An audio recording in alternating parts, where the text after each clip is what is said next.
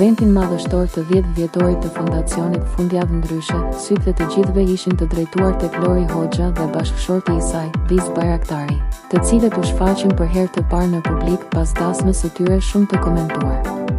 Çifti u duki buzëqeshur dhe i qetë, ndërsa pranë tyre ishte edhe motra e Lorit, Sara Hoxha, si dhe moderatorja e Top Story, Grida Duma. Pamjet nga ceremonia nisën menjëherë të qarkullonin në rrjet, duke u bërë virale në pak minuta. Por ajo që të hoqi më shumë vëmendje ishte mungesa e Ledion Liços.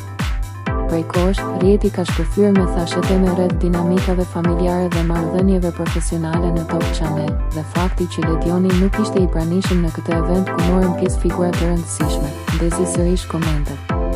Ndonë se në rrjet qarkullojnë spekulime të ndryshme, asgjë nuk është konfirmuar zyrtarisht dhe publikimet online duhet të merren me rezervë.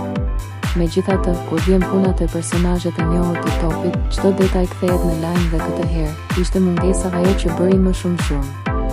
Rrjeti mezi pret të shohë nëse kjo është thjesht një rastësi apo fillimi i një kapitulli të ri në botën e showbizit shqiptar.